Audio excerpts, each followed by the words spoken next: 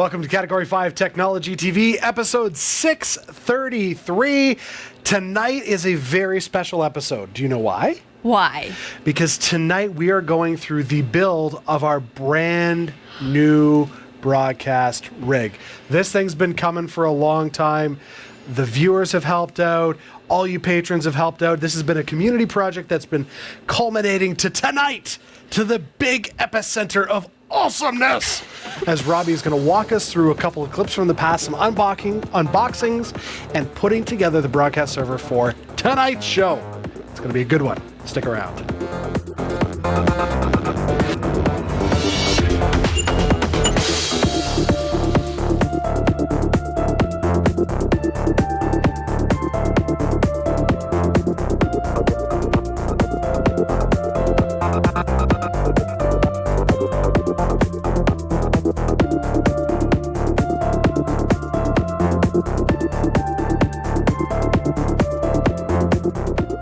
Our live recordings are trusted only to solid-state drives by Kingston Technology. Revive your computer with improved performance and reliability over traditional hard drives with Kingston SSDs. Category 5 TV streams live with Telestream Wirecast and Nimble Streamer. Tune in every week on Roku, Kodi, and other HLS video players. For local showtimes, visit category5.tv. Welcome to the show, everybody. Well, our broadcast server is ready to go. We're going to be jumping into that in just a couple of moments' time. But before we do, I want to remind you, please subscribe to us on YouTube and click that little bell in order to get the notifications. And I think we've got it licked. We've been having all kinds of trouble. Now, we know that there have been some problems with YouTube over the past couple of weeks, and we appreciate the viewers who have let us know about that. Now, we're working with YouTube in order to get that working for you. This week for episode number 633, I believe it is working. We're having all kinds of little issues, and that stems a lot from various U.S. sanctions. And you may notice if you are a part, if you subscribe to services online, you're getting a lot of emails these days saying our terms of services have changed. Click here to approve that. And we're seeing that a lot with things like YouTube and various other services online. And that is affecting Category 5 TV, unfortunately. So we're working through that, and we hope that you're able to tune in this week with us. So click that bell, and that will allow you to get the notifications as they arrive. Now, as I mentioned, our server build is complete. I filmed the entire process. Quick mention before we get into it, though, I want to show you. We've repurposed the case that Thermaltake sent us for the previous server. Jeff Sasha is here with me. You remember the old server case that we had, the Thermaltake Level 10 GT? Mm-hmm. Very nice. Yeah. Nice. And it turns out it's deep enough for an i9 9900K. It's a beautiful chassis. And so we've repurposed that. You're going to see that this evening. So just a little heads up for you. That's the one thing that we've kind of recycled, reused with our server build. And that saves us a couple $100 as far as the build goes. And it allows us, truthfully, as Jeff mentioned there, a beautiful case. It allows us to reuse a case that is no longer available on the market and looks really, really sleek. Draws the attention anytime anyone comes into the studio. Now, what I've done this week is I've taken many hours of work as I built the new broadcast system, and I condensed it down, and we're going to try to do this within a 45-minute window this evening. I mean, this is a approximately 1 hour show, and so we want to be able to condense it for you. So I'm going to do some magic with TV and speed things up and make it happen for you. Essentially, what you need to know is that we've built a brand new broadcast server. I don't need to say much because I'm going to show you in just a couple of moments' time. But with that server, it allows us to do some new things. 4K, 2K broadcasting. We're now 18:9 or 2:1 aspect ratio, for example. There's a lot of new modern techniques that we're able to use in our broadcast that we weren't able to do before. And those are side effects of just simply replacing an old decrepit server that was having some trouble, that was on its way out because it had been in use for many, many years and it treated us well. You're going to hear about that as well. So without further ado, I'm going to jump right into it. We're going to start things off with a condensed version of what our patrons saw. So as a patron, you're able to see behind the scenes and things that happen here at Category 5 TV that are not on the regular broadcast. And so what I've done is I've taken several hours of creating this server and condensed it down to fit the format of the live broadcast of Category 5 Technology TV. So I hope you enjoy. We're going to start things off with the unboxing video blogs that happened on our Patreon channel, and then we're going to kick into the actual server build. So I hope you enjoy, and we'll see you on the flip side. Here we go. I built our broadcast server, we'll call it, our broadcast system, which at the time was a pretty high-end i7. I built that back at the beginning of Season 5. So here we are. We're in the middle of Season 12, fast approaching the end of Season 12, and it's time to replace that. So why do we have to replace that? Well, obviously we've gotten our time out of it. It doesn't owe us anything. It's done very, very well. But in the course of the past year, we've had some problems with that system. So, namely, one of the PCI Express lanes went out of the board. Now, this is a board, when we purchased it back then, I made sure that it had multiple PCI Express lanes because pulling in HD video via PCI Express, I wanted to separate them out so that each video capture device could have its own PCIe lane. Seemed like a good idea, and obviously has worked very, very well for us. But then having one of those lanes die on us meant having to pull some of the cards and one of the cards in particular we had to pull, which happened to be our hard drive. So I had to switch back from NVMe to traditional SATA SSD drives, which has been working well because we no longer have to record to the internal disk of the server. So keeping in mind, back when I built this, we were recording directly to the disk. So we had a RAID 0. Then we upgraded to SSD, followed by NVMe, because we really needed a lot of write power to be able to save real-time HD video in RAW format, which is a massive amount of data. Like we're talking, one episode of Category 5 is approximately 65 gigabytes of storage. I don't have to save that internally anymore because you may remember an anonymous contributor donated what's called an Atomos Ninja Flame, and that is an external recorder unit. So we use HDMI output from that computer now and record to a Kingston SSD that's plugged into the Atomos Ninja Flame. So that brings with it a lot of great things. I mean, that bought us a lot of time because the old system was no longer having to write to disk, so the failure of the PCI Express lane didn't affect us as much as it could have because I no longer had to record to NVMe. I could record externally to the SSD. So, but what else that opens up to us is it is a 4K capture device. So our old system was incapable of producing 4K video just because of the sheer lack of power there. 4K didn't exist, I don't think, when I first built it. So in particular, you see me sitting on a green screen. One of the things that the old server couldn't do is chroma key. Once we switch the cameras to 4K, and that's because it has to take 4K video and then do real-time chroma key, so we had to stop using the green screen. So that's something we may be able to do again, but in particular with the Atomos Ninja Flame, because it can support up to 4K, we can presumably, if we upgrade the server, be able to do more in higher resolution. So certainly when we do game reviews or software reviews, we could do that in a higher resolution, which could be beneficial, especially when it comes to gameplay videos and things like that. But at this time, we haven't been able to utilize that. The other thing that went out on that system, which was pretty detrimental to us, is the USB 3 bus. So the motherboard had built-in USB 3, and we're down one PCI Express lane, so I also cannot use a PCI Express USB 3 card. So catch 22 or just, all right, it's EOL, I can tell you that. So without USB 3, that of course would mean that we couldn't use HD webcams, which we don't tend to use anymore anyway, so that's not a problem.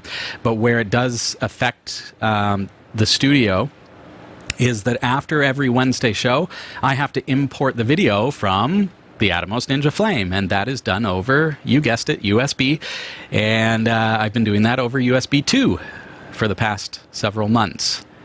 And on a Wednesday night when I haven't had dinner yet and I just finished a long day at work and then a long show and then all the preparations to post-produce the show after that, it can be pretty tough importing 65 gigs of video over USB 2. So that's another reason that we need to upgrade. So let's look at what the plan was and let's see where we're at. So this is a spreadsheet that I've simply printed to give me easy access right now. So we know that we want to build something that is reasonably high end for the current day, because here we are in 2019. It's July 1st as I record this. We want to be fairly high end not because we want to have a screaming gaming system, but because, as we did with the last one, we want to get a lot of years out of it. And if you start with cheap components and maybe it gets you by for 3 years, but then you're back in the crippled position again 3 years later, and I really prefer to avoid that, especially with Category 5 quite often operating on a bit of a shoestring budget, and we make our bills and everything else, but there's not a lot left over to be buying extra stuff. So that's where your contributions has really helped with this. At the beginning of this process, I mentioned my slight anxiety about this whole thing. At the beginning of the process, I was fairly discouraged myself. We didn't have a ton of contributions coming in, and so that when something as major as having to replace our main computer system that produces and broadcasts the entire show comes up, it was like, well, what do I do? How can I possibly carry on? And we've stumbled along and we've made it happen, and we haven't missed a Wednesday show, and this is fantastic. And that is also largely because of the encouragement that I've received from you through the contributions that you've sent. And I've been sure to put all of the contributions that were donated for the server into this particular build. And I just want you to know that on a production level, your contributions have made it so that we can keep going. On a personal level, it's encouraged me and helped me just personally to feel like I'm not alone in Category 5. And I know I'm not, but I'm a human too, right? And we all get discouraged. And what I have around me right now and what we're about to do is a major encouragement to me, and just shows that there's power in numbers and power with our viewers, and when everybody comes together. And now I'm surrounded by what I believe is all the hardware that we're going to need in order to make this happen. So let's look at my spreadsheet. So first of all, the processor that I opted for, and remember that I've consulted a handful of viewers on our Discord, so I set up a private Discord server, and we've been discussing this, especially out the gate when we were first starting to put this together. We discussed the pros and cons of going with like a Threadripper versus an i9, what we should be leaning toward, how we should probably do this. So it hasn't been willy-nilly, and it hasn't been my own decisions entirely. It's been a lot of consultation with the community, and even within my profession, consulting with people that I know and trust who do these kinds of builds a lot, and so I've consulted them as well. So we opted for an i9 9900K. Cost here in Canada was $745. I understand these are going down in price, and that's a bit of a burn, but it is what it is. There it is. Core i9. It comes with a really nice case, which I'm incidentally hoping to turn into a single board computer case when it's all said and done. I think it would look really nice with a couple of LEDs in it. So there's the i9 9900K CPU. So this is the old server case, and let's see what we got here. Oh, we got a bunch of junk and dust bunnies. There's the filter for the bottom. Just going to set that aside. We've got drive trays. These bad boys go in here.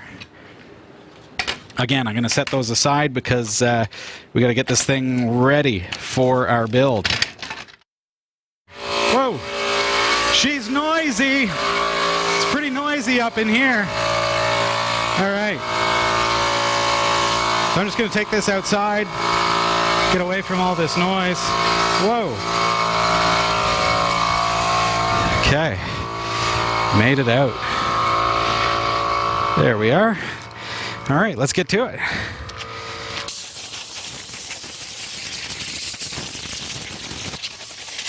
Give this a real good hose down.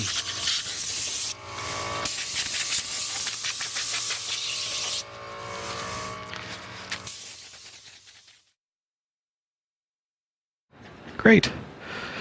She's ready. There we are, folks. Let's get into the motherboard. I think this is ground zero. Step one of our build is to actually get the motherboard out of the box. This thing is impressive, folks. There it is. The Gigabyte Aorus Master, the Z390. This is just stunning. Okay, I'm being very careful with this. I want to just get it out of the box so that we can get a good look. What else have we got in the box? Looks like Aorus stickers galore. That's kind of nice. I'll look at I will look at the manual and see if there's anywhere that these are meant to go. It doesn't look like they go on the board. These look like stuff that you'd put on your case and really show off that you've got a beautiful Gigabyte motherboard. We've also got an instruction guide and the actual, there's stuff falling out of the manual. The actual, wow, speaking of optical drive, good thing I have that. The actual manual itself. Okay, so optical disc, drivers and so on. And we've got what looks like a Ferrari sticker, but is actually Aorus. Beautiful. Okay, so we're going to be able to decal out our server or my laptop. So let's get a look at what we have here. Wow, okay. So there's our CPU. It's going to go there. Well, you guys got to see the back of this. That's the Z390 Aorus Master from Gigabyte. Look at all the connectivity. So what do I see here? USB 3.1, there's 3 of them. We've got Gigabit Ethernet, USB 3.0, 2 of those. We've got power on the back. That's kind of sweet. We've got a CMOS clear button here as well. Be careful with that one, guys. We've got 4 USB 2 ports. We've got SPDIF out. Nice looking gold-plated sound card.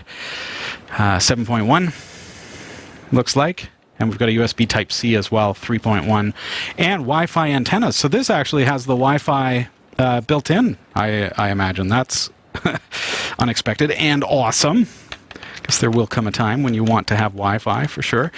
Okay, we've got ports here for our M.2s. So these are for the storage. So imagine the days when we used to have great big hard drives. Well, those days are gone. Now they're just these little chips, and they look like a memory module of sorts. You just slide them in, and these have a heat sink. This motherboard has a heat sink for each of the M.2 modules. So those are going to be NVMe, and I'm not quite sure how I'm going to connect those as far as like the RAID goes just yet, but I'm going to get into that. This here looks like a big honkin' heatsink, and it is kind of attached there. We've got some, I don't even want to remove there's some protective film on everything. Just kind of want to leave that until the build is complete and then pull everything off. We've got 4 DDR4 sockets here. They're socket 1151. Looks like 8th gen. This is an 1151, obviously. These are DDR4, and it supports the 8th gen Intel Core processors. I've got an i9-9900K to put on there. What else have we got? Okay, PCI Express X16 times 1, 2, 3, and then we've got a couple of X1. They call those X2s, X1, I never can keep track of all these things, but the little guys, X1s. We've got 3 of those, so presumably I'm going to have a lot of room for our big old graphics card, plus we've got a couple of extra PCI Express slots in order to... the capture devices are usually the X1s, so those will be perfect. Just glorious. What do you think of that? Wow. You see me holding the underside. I'm going to show you this because it might make you nervous, but it's actually plated. See that? Just beautiful. So much precision and detail has gone into this board, and you can see everything is solid state. Look at all those caps. Just beautiful.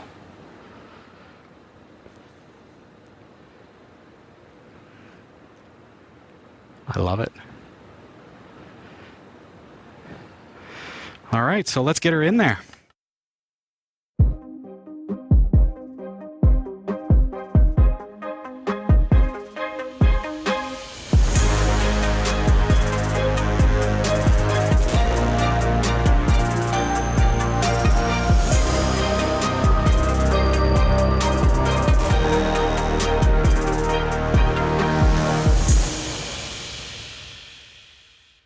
So this will be the last thing that we need. And just a reminder, now Marshman had suggested, why don't we use the old video card to get up and running? And the problem with doing that is that it's a very old card, so we'd still have the limits of the GPU, and the GPU is what does all the real-time video processing. So even with a super fast computer, with all the fixins that you see here, we'd still be limited by the GPU, because that's where everything happens as far as real-time video encoding and everything else happens. So the GPU is probably one of the most important parts of a broadcast system. And I use Telestream Wirecast, which is able to utilize the CUDA cores on an NVIDIA card. Right? So there's a lot of advantage there. So, all right, let's get into it. And let's see what we have here. Bubble wrap. And a plain Jane box. Okay. So this gives me no hints.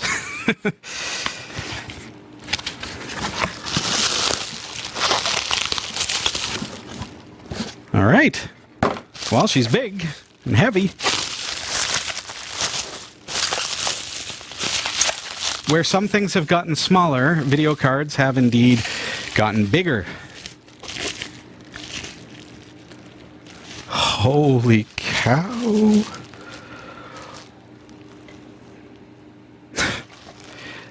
Did you see me start shaking there? No way.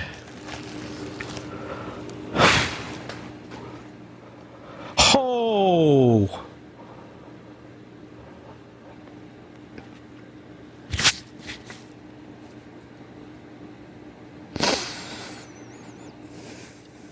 Are you serious?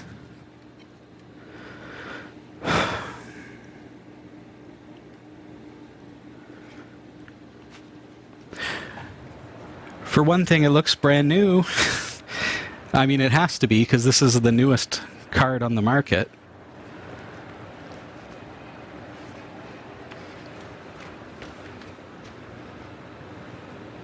I can't even tell you.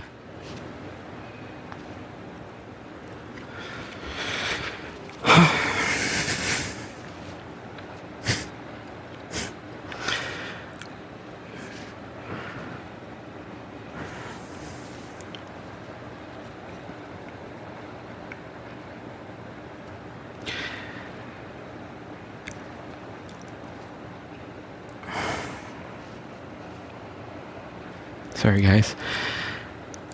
I really had hoped to be able to do a really good build, and you know, we set our goals, and I thought I set my goals high because we want to get good life out of this thing and have it work really well. This is above and beyond. So, oh my gosh, I'm gonna have to even Google the specifications. This is a okay. So I'd hope for a 1280 Ti in my, you know, and I say a 1280. No, I can't even think straight right now. A 2880. What am I talking about? A 2080 Ti. I'm sorry. Would have been a pretty awesome card. 2080 Ti is what you would call a consumer card. It's a great gaming card. It's a powerful card, and it has ray tracing. Ray tracing is real-time lighting capabilities, which improves the quality exponentially when you're doing demos of like high-end gaming and things like that. The other thing about the consumer line is that it is able to do real-time chroma key and everything else without even thinking about it. This is a Quadro RTX ray tracing 6000, which means, so take the 2080 that we'd hoped, that we dreamed of, and throw more RAM in there, throw more power in there, and that's what this is. Holy cow. Well, folks, so how do I even say thank you? Sorry, that caught me off guard, guys. When we come back, I'm going to start putting all this together. Stick around.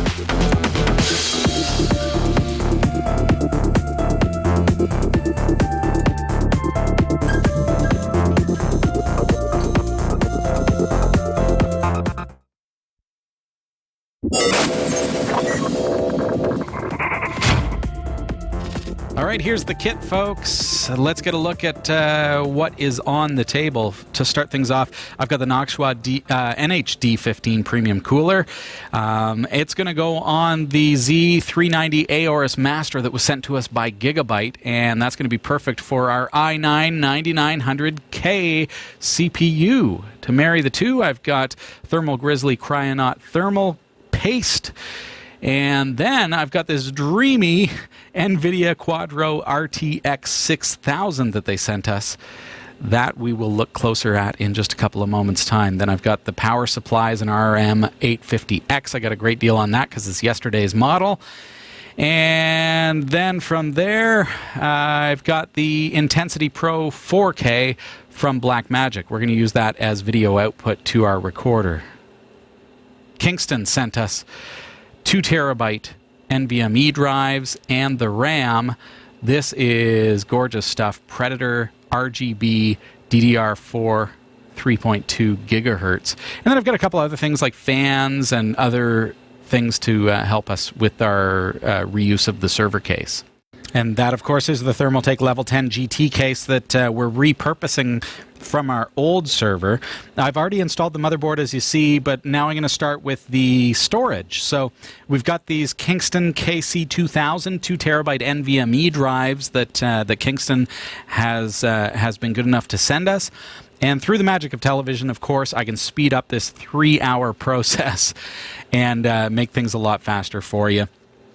As you can see, the Gigabyte Aorus Master has the NVMe ports directly on the board, so I don't have to supplement the motherboard with like PCI Express cards for the storage. These go directly on the board, and all you have to do is pop them in like a module, screw them down, and then we're going to add the heatsink. The heat sinks, as you can see, are included with the motherboard, and they have like a thermal tape on the back, which is just a little bit of a stickiness to it. Make sure you peel off the protective layer, okay? You don't want to accidentally put that on your NVMe, because NVMEs do get pretty hot. This is going to absorb a fair bit of that heat to give you better performance, because NVMe also will throttle if it gets too hot. So don't forget that tape, all right? And then I'm just going to screw that in. And that's as simple as it is to get the drives in. Now, I've got 3 of those. We're going to skip over for the sake of good TV, we'll call it, and jump right to our i9 processor. That, of course, is the wonderful i9-9900K. How do we get into the dodecahedron? That is the question. And that is a fantastic processor. I'm going to tell you a little bit about that. But let's first open it up. So I've got my box cutter. I want to do this in such a way that I can reuse the case, because I'm thinking either a single board computer case. We'll start with maybe LEDs in it to turn it into like an onset lamp. I think it just looks too cool to just discard or recycle this case. It's just pretty awesome. So this CPU is the i9-9900K. K. The K means it's an unlocked processor. It'll run up to 5 gigahertz. These are fantastic for video editing and production purposes. This particular processor has 8 cores, and of course multi-threading will take that up to 16 as well. I'm almost in there, and there it is. The heavenly semaphores need to play. All right. So we've got our case, we've got our i9-9900K, and there you have it. So let's pop it on the motherboard. That's our next step. And if you've never built a computer before, well, this is a good opportunity for you to see how this particular build is done. I'm going to remove this protective cover on the motherboard. That is just there to ensure during shipping and storage that that the pins don't get dust or dirt on them that are going to affect the conductivity. That's really important. So remove that first and then open this up. And we're just going to simply put that processor in there. But there's a particular way that it needs to go in. I'm going to show you how we can determine that. What else is in the box? We've got what looks like a manual. All right. Throw that aside. Jeff just cringed. Okay, so if you look at the port, the LGA 1155 port, that's going to show you, it's got a little triangular little thing. It's a little hard to see through the plastic, but that matches up with the motherboard. So there's a little triangle printed on the motherboard. And if I get in here, I'm going to show you this. You see that little guy? That triangle is going to match up. So you want to make sure that you put this in the right way. Make sure you match that up with the motherboard. And I said 1155. I meant LGA 1151. Pardon me, my mistake. And we just latch that down and we're good to go. So next up, I want to install this Kingston Predator RGB RAM. They've sent us 4 16 gig modules at 3.2 gigahertz each. And those modules, I mean, that's going to give us 64 gigs of RAM dual channel on this motherboard. And I must say, I mean, we love Kingston Technology here, and we greatly appreciate their support of this build as well. There they are. They're quite large. Look at that. And they've got the built-in heat sinks, which, again, the heat sink is going to improve performance because you're not going to have any trouble with throttling or anything like that. So open up your RAM slots here. Just pull those pins, and it's pretty easy to install these. You just want to be gentle, careful. Don't touch the pins of the modules themselves as well. And that's just going to go right onto the motherboard. It's only going to go one way. You can observe the pin lineup and see where that little divot is, and that will help you to know which way it goes in. And then you just kind of rock it back and forth. Don't do it side to side because you don't want to break it. And it will just snap in, and those connectors on the end will actually snap into the card. Look at that heatsink. Isn't that lovely? Beautiful. We've got the RGB strip at the top, so presumably that's going to light up as soon as we fire up the motherboard, and the heatsink is going to absorb a lot of the heat that's generated by the mass amounts of DDR4 RAM. There we go. So we've got 4 of those, and the Gigabyte motherboard is going to take all 4.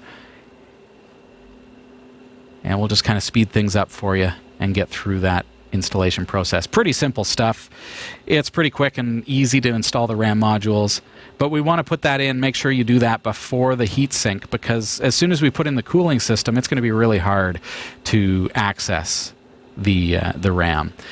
And with our cooling system, let's get into the box of the Noctua NHD15. And I joke that nobody buys these for the style of them or the look.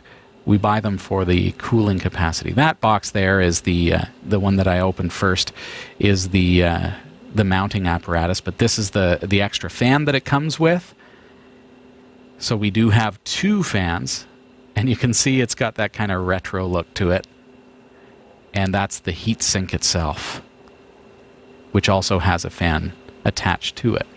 So we'll get into the box here and see how that looks. Okay, just be very, very careful, and you don't want to get any dust on the contact there. It is protected by plastic at this time, and it's brand new, so it's pristine and clean. We'll just pull out this extra cardboard here, see that, just do everything. I mean, anytime I do a build, you just got to be patient and take your time.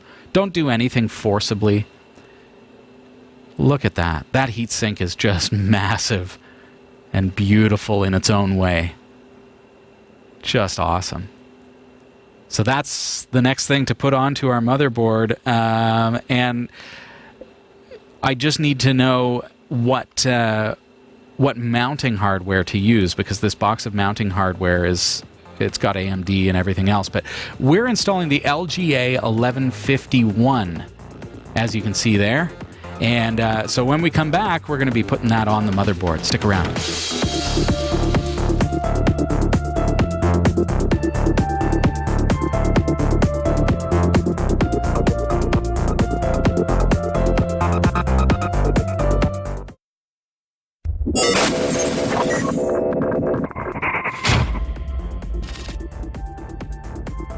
All right, welcome back, everybody. We're looking at building our new i9 server case. This is for our Telestream Wirecast broadcast rig. And I'm about to install the backplate on the CPU cooling system from Noctua. So we know that it's an 1151. I know I mistakenly called it an 1155, but we know what I was talking about. I'm just going to place that on the back. Now, one of the observations here and mentions is that my case has this grand opening on the back to allow me to do this without having to take the motherboard out. But do observe yours before you place the motherboard on the in the actual case. I'm lucky that mine was able to do that, but yours, you may have to mount that ahead of time, so keep that in mind. One thing I noticed as I set this up is that this back plate is going to fall out, so it's helpful to have some masking tape around just to temporarily hold it into place so that we can mount that correctly on the other side so that it'll hold it in place. So just keep in mind, I have the ability to do this on the back of the case. You may have had to mount this particular piece before putting the motherboard in, okay? Want to be clear about that. Let's get right to it. So now I need to put the mounting screws to hold that plate into place. So these little guys are going to actually hold that from this side. Be very careful you don't touch that CPU, okay? And plan out how you're going to line up these mounting plates. So I'm going to place these this way. It will go any which way, so keep that in mind, because you want to make sure that your airflow is in the direction that you want it to be. So that's why I'm placing it like that. All right, so a couple of screws and we're in, and we're good to go. It's in there solid. So next up, I need to pull this fan off of the heatsink system. So that's just a couple of clips. Get that out of the way, and we're going to put that back in a little bit and clip those on. But first I need some thermal paste, and this thermal grizzly paste, I opted out of using the conductive paste because I just didn't want to take the risk. And this stuff, the Cryonaut, is very, very good for the i9. So I'm going to go with a bead, which is a pea-sized bead in the middle of the processor, and I'm going to allow the heatsink to spread that for me. I'm not going to do the spreading. I'm not going to do the X pattern. It's a debate which one you want to go with. Tonight we're going to go with the bead. There we have it. All right, so now I'm ready to mount this heatsink. This is the Noctua NH-D15, and all we need to do is pull off the plastic protective coating and be very careful that we don't touch any surfaces that are going to come in contact with our processor, or of course the processor surface itself. And we're just going to mount that right on top there and give that a couple of screws. Now, it was nice that it came with, so the Noctua cooling system came with this giant long screwdriver to allow me to do this much more easily. I don't have to really get all finicky with it and find the right tools. It came with it, and I'll be able to reuse that. So now I can put that fan back in place, make sure that it's aligned to the direction that you want the airflow to go. I'm going to show you that in just a second, how you can determine that and make sure that you can plug that into the motherboard. These are speed control fans, so you need a 3-pin header in order to use those to their full capacity. Now, you see that little arrow there on the fan? It's a little hard to see, but that shows the direction of the airflow. So plan that out and mount your fans in such a way that it's blowing the air out the back of your computer chassis.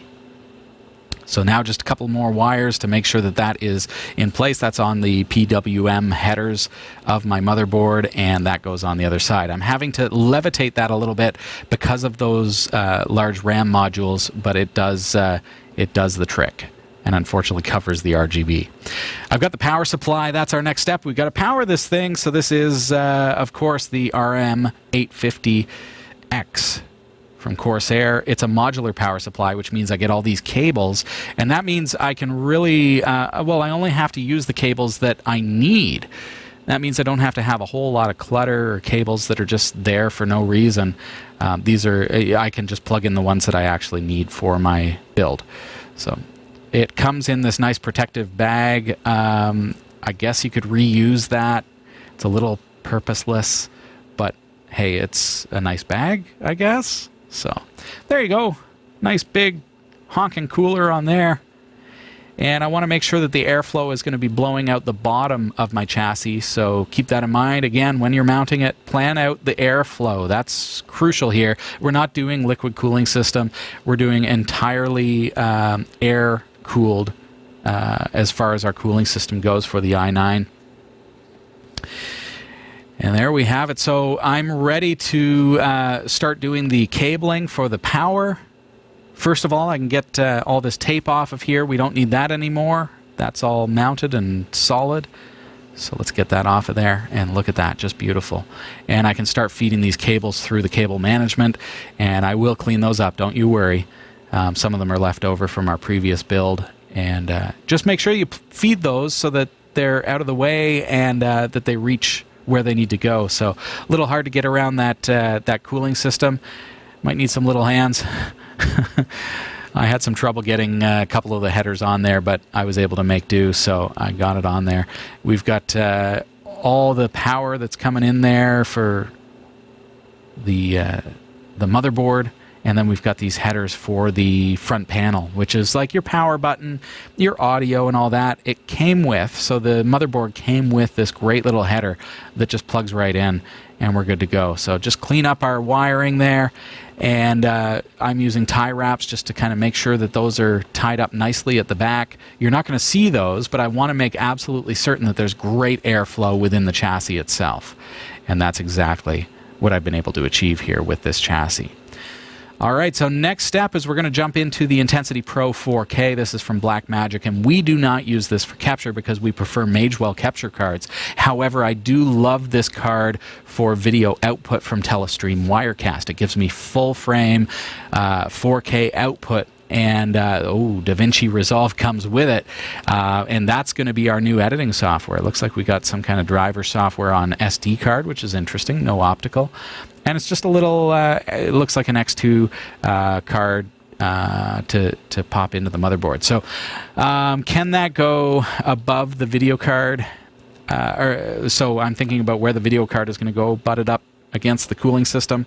I don't think it's going to fit in there because the cooling system kind of overlaps. So I'm actually losing one of my exports, PCI Express, which is fine, I hope. But that cooling system is blocking one of my ports, and this card being an X2, it's not going to go into an X1. I'm going to have to use an X16. So let's start it off right next to the power supply, and we'll pop that in there, and we'll need to adjust things as we go. I do need to fit a couple of Magewell cards in there as well. In the box, we've also got component, and we've got some RCA inputs and things like that on a breakout cable, so we can use some retro stuff. And now let's get into the NVIDIA Quadro RTX 6000 card. This thing is just outstanding. And as you saw earlier in the show, I mean, when I opened this, when I unboxed this, I'm flabbergasted. I got to be honest. I'm just like, this is well beyond what we had ever hoped for. We'll call this a professional card. This is, of course, NVIDIA's like current line. We've got lots of ports there for DisplayPort. I bought some adapters off of Amazon for just a cheap price to convert that to HDMI. And look at that circuitry on the back. It's just an astonishing card. But, okay, looking at the specs of this, I mean, first of all, this is a pro card, right? So this is not your average consumer card like we were, that would have been our baseline. This card goes for about $4,000. It has 4,600 plus CUDA cores. It's got 576 tensor cores and 72 RT cores as well. It's got 24 gigs of RAM on that card. It's DDR6 RAM at that. We've got a couple of screws to put in to mount that into the main board, into the chassis itself. This video card is like what's going to take us to the next level because we're able to do live chroma key, live production. Our encoders are going to be a lot faster when we're encoding HD and Ultra HD video. We're hoping to get really into the Ultra HD market as far as Category 5 goes. We need 2 PCI Express power cables into the RTX 6000. This card performs, imagine this, at 16.3 teraflops. That's the GPU. Little more cable management for those power cords. We're going to get that into the power supplying unit there. Make sure those are plugged into the right spot. If you fire up your computer with the GPU and you have not plugged in the PCI Express power to the card, you're not going to have any video coming out of the video card, so keep that in mind. That's what it's going to look like, folks. That's what it's going to look like. I'm going to have to take that off again because I've got more stuff to mount, but that's it. Beautiful. Look at the back of this, folks. So I've got the DisplayPort ports coming out of the GPU. We've got the output from the card there, Blackmagic Intensity Pro, and then of course that main board from Gigabyte is just awesome. All right. Next up, I've got one of these camera displays ready to go, and we're going to use a camera display in order to install the operating system. So I've got that DisplayPort adapter, which is going to give me HDMI output from that video card to a little 7-inch video display that we use for our cameras, but that's going to allow me to install Microsoft Windows 10. And there we go. So if all works, let's fire it up. And yes. No problem, folks. Straight into Windows 10 install from a DVD. That is our broadcast rig here at Category 5 TV for like the second half of season 13. And I just have to say, huge thanks to everybody who is a patron, everybody who contributed to the project, who, even if you're not a patron but just decided to pitch in, I thank you. And I want to thank also Kingston Technology and Gigabyte, as well as, of course, NVIDIA for supporting us through hardware contributions. And then we have that Thermaltake chassis that goes back many, many years, but yet even here in 2019 is able to impact our build. So that is going to really improve things here at Category 5 Technology TV over the next little while, and I certainly think that that's going to last us for many, many years to come. So thank you to everybody who has been a part of that venture. And I say that thinking about the monetary end of things, but there are also those of you who contributed by being one of those voices that I was able to bounce ideas around with, and being able to discuss the build with ahead of time and make those purchasing decisions and figure out what we wanted to do. So I thank you all.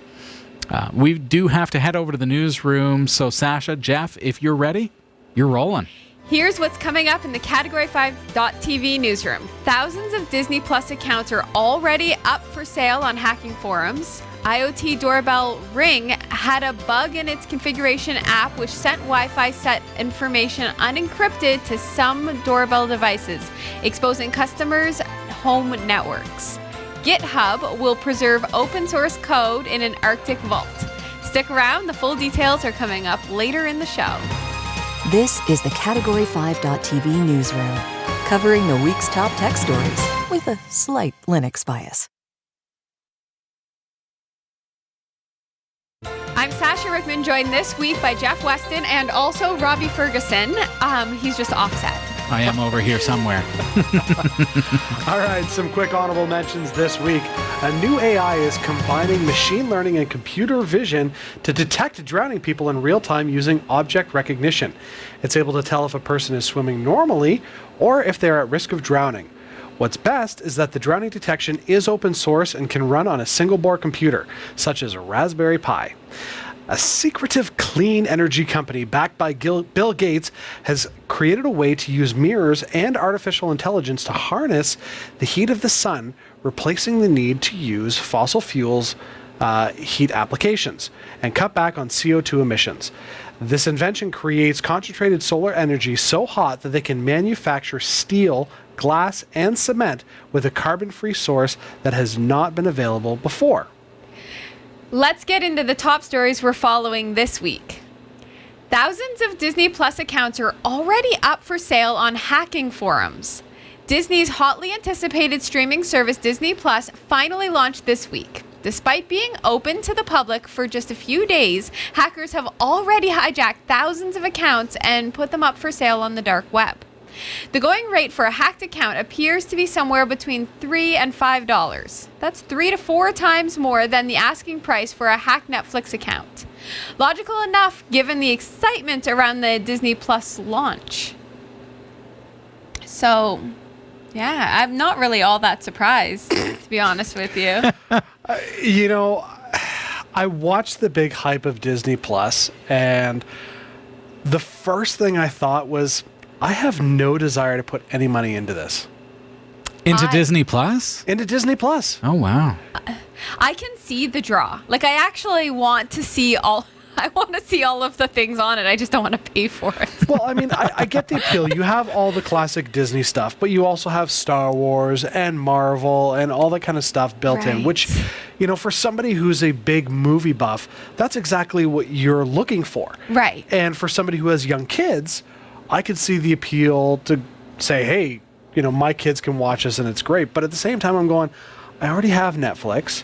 Yeah. I already have other streaming services. Yeah. I have no desire to throw money at Disney for something else. That's really tough. It is. Like, you've got young kids, Robbie. What about you? Well, I'm the voice over here, folks. So, but the truth is, isn't it tough, I think, for content creators and distributors these days? Because like Disney needs their platform and Netflix needs their platform. Amazon Prime needs their platform. But I'm not like Jeff, you say, I'm not about to subscribe to every platform. Right. I just want the Orville and the morning show. Like, how do I get these on one platform? Because right now, that's the challenge for us consumers. And I think that the creators, the content creators have to come up with the solution where, like, am I going to subscribe to Hulu and Amazon Prime? I'm in a great situation where Amazon Prime also gives me free shipping. So I do want to ask a question about the security of the situation. Yeah. Because the real story is that hackers have hijacked all of the accounts. okay, reality goes, yeah. Right. But that's not them hacking Disney Plus. That's people who have really bad security on their computers and their home networks and are probably using the same password from the same email. And I mean, let's be clear, chances are the majority of Disney Plus users and subscribers are more than likely families that often have tons of accounts for their kids and everything, and you're going to recycle passwords. Like, I think that's what this story is about, is people not being careful with their passwords and the software on their computers, and I think that's what it is. So couldn't Disney Plus not have one of those password strength things that other places have? What good is that, Sasha, if you already have the same password on Twitter, and Facebook and your banking and your email account. So doesn't it come down to we have to have a password manager so that we can generate a fresh password for every single subscription that we have online? That is That's exactly what I'm saying. Yeah. Yeah. So, I mean, it doesn't surprise me that you're going to get those passwords out there. Yeah, what probably people are doing is using their same password for Disney Plus as they are for Netflix and like. That's Hulu exactly and everything. right. Yeah, well, Because exactly. they're So all compromise for- one and you get access to all of them. Am I right? And on top of that, most people are going to be playing this on their smart TVs and their other streaming devices. And so the likelihood of them logging in and logging off and logging in and it's not going to happen. They're going to log in on their device. Yeah. They're going to recognize it. They're going to approve it. And they're not going to pay attention to the account for however long. And Right. so if you've got, 100 other people who have purchased their login information for $3, they have no clue. And so Oh, dear. while you're paying the monthly fees, they're sitting there going, I spent $3. I gave Right. up my coffee at Starbucks today and I'm watching Disney Plus forever. True. That is. And does that really matter to me as a consumer who's paying for that service? It's like the stolen cable Exactly. of our childhood where it's like, do I really care? I'm paying for it, but who has access to it? And so we're talking about somebody stealing our access. They don't have access to our personal confidential data, I hope, but they have access to our accounts. Yeah. Wow. Huh. Ha. It's really interesting. Ha, she says. Ha. I feel like I would just assume that Disney Plus would do one of those password strength things. But that is useless if you I know. if you've got a really strong password that you use for all your sites. I mean, it used to be you could put a password in, and then it was, it's got to be 6 characters. Now it's got to be 8 characters. By the way, you need to use capitals and small letters. Yes. Oh, now you need punctuation. It's like, come on. Now Like- you need a 32-bit signed algorithmic.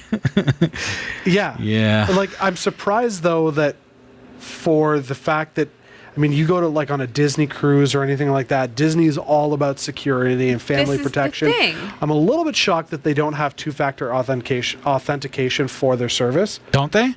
Do you know that they don't? They may. They might have it as an don't- option. I don't know, so maybe I'm just speaking gibberish, but Maybe that's what we need to look for. I would 2FA. assume. 2FA is the Everything- answer That's all the time. exactly. so. All right, we've got to take a quick break. The Crypto Report and more of this week's top tech stories are coming up. Don't go anywhere.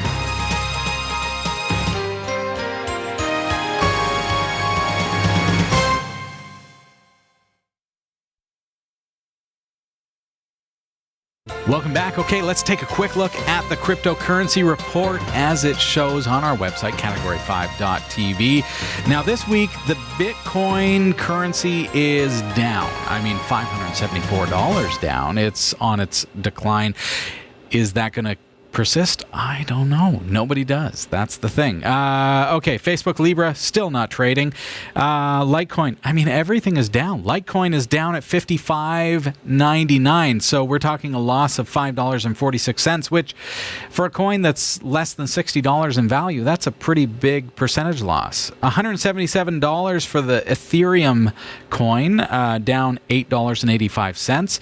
Monero is also down. Scala is down. Turtle coin is also down. I mean, everything is on the decline right now, but what affects that? And the thing that we try to reiterate here at Category 5 Technology TV is that there is no knowing how the cryptocurrency market is going to flow. And so you just have to be ready for it. And by being ready for it, we suggest that you only invest what you can afford to lose. It's very possible that you could lose everything that you invest. It's very possible as well that it could increase in value. We really don't know because the cryptocurrency market is always open. It never closes, and it's extremely volatile. I'm going to head back over to the newsroom. Sasha, what do you got for us? IoT doorbell Ring had a bug in its configuration app which sent Wi-Fi setup information unencrypted to some doorbell devices, exposing customers' home networks. Researchers from Bitdefender notified Ring in June of a flaw in Ring Video Doorbell Pro cameras software that made it possible for wireless eavesdroppers to grab the Wi-Fi credentials of customers during the device's setup, because those credentials were sent over an unsecured Wi-Fi connection to the device using unencrypted HTTP. An attacker could take advantage of this bug by forcing a victim to reconfigure the doorbell. The attacker could use a Wi-Fi deauthorization or DAuth attack against the device to make it re-enter configuration mode, and could use a malicious Wi-Fi device to make the Ring doorbell drop off its network. The doorbell's owner would then have to notice that the doorbell is disconnected, which may require the attacker or someone else to ring the doorbell before the targeted owner realizes the doorbell is offline. When the doorbell is put back into configuration mode, the app will offer to reconnect the doorbell to the Wi-Fi network and then resend the credentials to the doorbell in an HTTP message encoded in XML. The attacker would then be able to connect to the victim's home Wi-Fi network if there are no other security measures in place to stop them, such as device whitelisting or partitioning of the Wi-Fi network. All affected devices should now be patched, according to Ring and Bitdefender. But this is another example of why owners of Internet of Things devices should consider using Wi-Fi routers capable of segmenting networks or offering guest Wi-Fi networks that restrict access by connected devices to the Internet only. And DAuth attacks can still be used to knock these devices offline, allowing a burglar or porch pirate to cover their tracks by disabling video recording. That's a whole lot of work you have to go through to make it happen. But once you get good at it, I'm sure you just do it, right? I guess. I mean, I'm glad that they jumped on it quickly, though. Right. Which is good. Yeah, exactly. So there's those doorbells, right, that just do like the 30-second video recording when the doorbell rings. Right. But then there's also like motion detecting door. Like there's so many different Internet of Things devices out there that the story doesn't even just speak to the Ring doorbell as much as like the smart fridges, IoT in general. Yes, yeah. Well, exactly. Mm-hmm. Right. So the guest Wi-Fi or the whitelisted routers. Yes. Yep. Right. So that's how I have my network set at home. Is I have all of my devices whitelisted. Once I connect them, Smart. I log them in, and nothing else can connect. So I mean, if somebody comes by the house and they're like, "Hey, I want to connect," sorry, not going to happen. Here's the guest net. Yeah. Because the guest net it's segmented off from my Right. home Wi-Fi. All of my devices are protected. They are whitelisted. And if something shows up on trying to get in that's not on the whitelist, I start going on a fishing expedition to find out what it is. Yeah. Right. So Jeff, could you similarly set up a guest Wi-Fi connection for your IoT devices so that things like smart fridges and smart devices are all connected to their own private VLAN? Well, my router only allows for your home network and then your guest net. So, I mean, I could, and I could password my guest net and make it so that nobody can join. So Okay. I could put my IoT things on the guest net. Yeah. And that way they're all segmented off into that, and then have all my home computers and devices on my regular Wi-Fi network. So That's I could cool. split it off that way. Yeah. Right. But then so- it means that anybody who's coming to the house, sorry, they're not using the Wi-Fi. Okay, sure, fair enough. But having something more sophisticated, like say a MikroTik router, something like that, where you can set up multiple VLANs, that makes a lot of sense in this scenario, so that your visitors, your guests, can use Wi-Fi, because the kids' friends are going to ask to use the Wi-Fi when they want to play Roblox on their devices, right? Right. That's how it works. But the fact is I don't want them to have access to my LAN servers. Right. What if their laptop has a ransomware deployment running that is going to encrypt anything that it finds on a network as soon as they connect.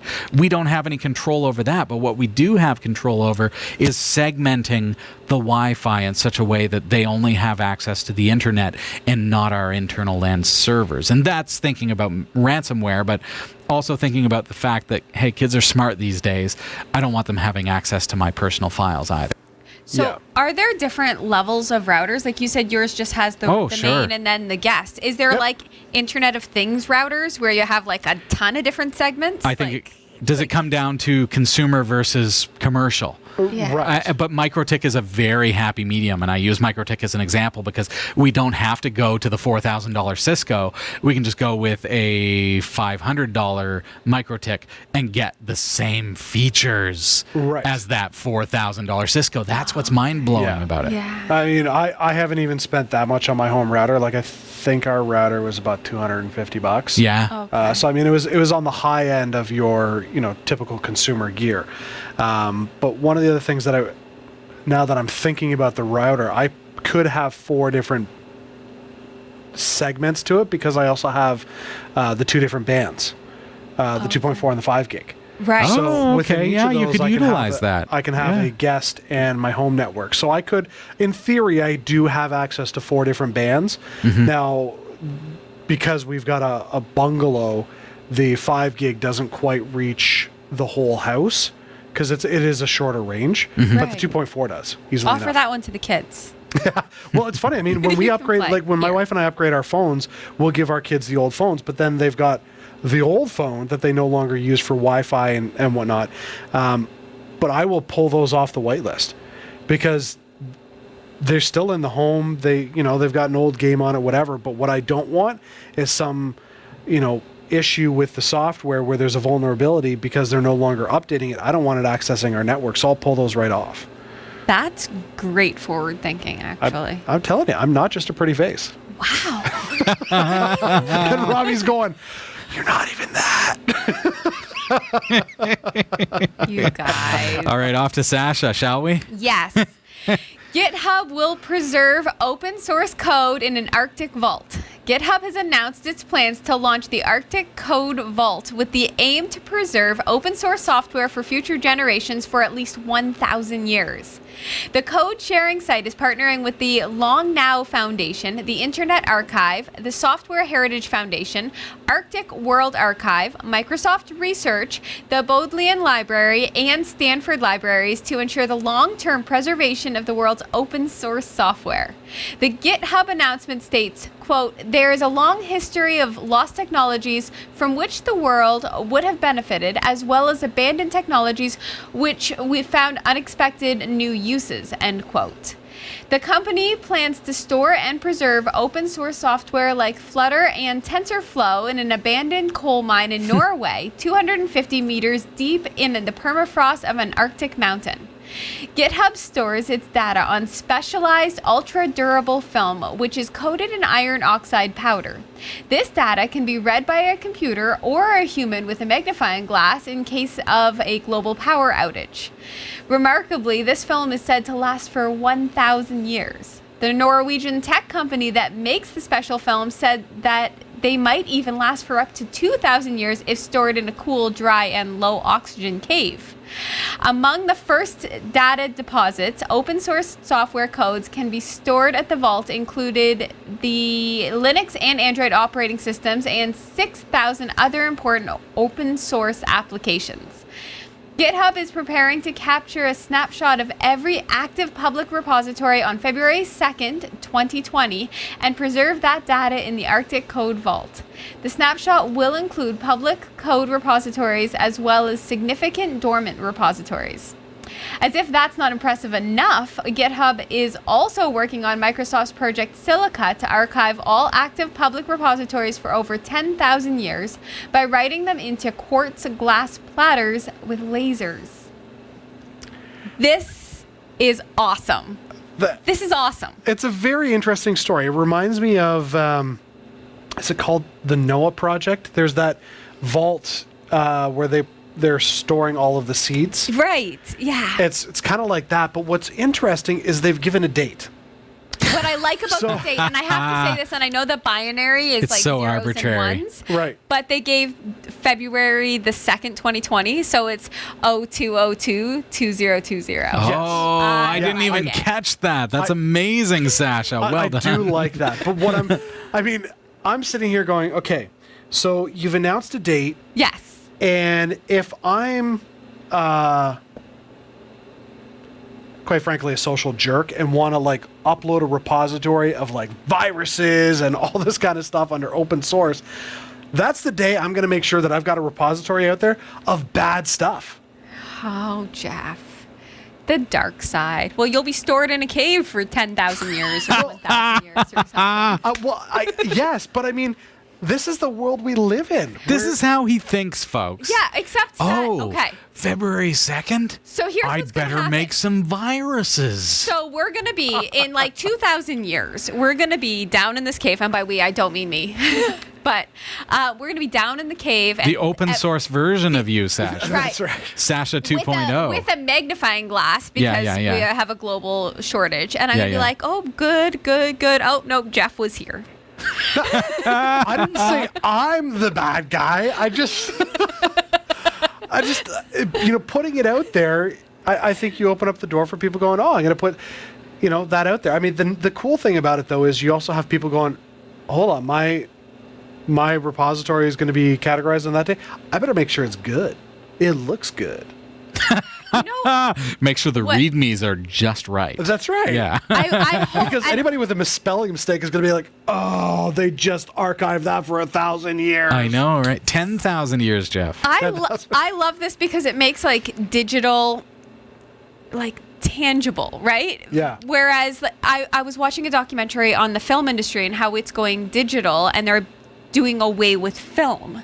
And Right. now if the technology shifts and changes, there's not going to be a way to access the archives of our films. Right. So now I want them to hear this story and use this same iron oxide cool film stuff and find another cave and we can just save all of our goods. You're such a happy person. Yes. No disagreement there, right? Big thanks to Roy W. Nash and our community of viewers for submitting stories to us this week.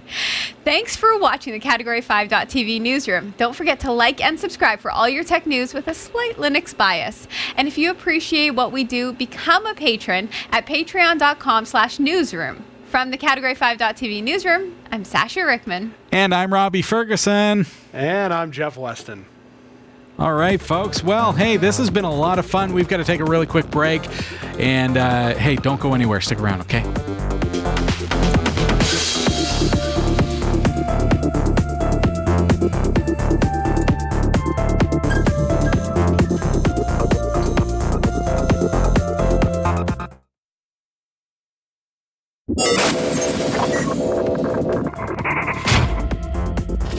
Welcome back to Category 5 Technology TV. It's been an amazing episode, that server build, excellent news, but that's not all. Next week is where it gets really exciting because we're going to be taking a look at a brand new Amazon Echo Flex. It's a modular version of the Echo that will fit perfectly in a stocking. I'm not talking about your socks. I'm talking about the thing that hangs over the chimney. I'm talking Christmas presents.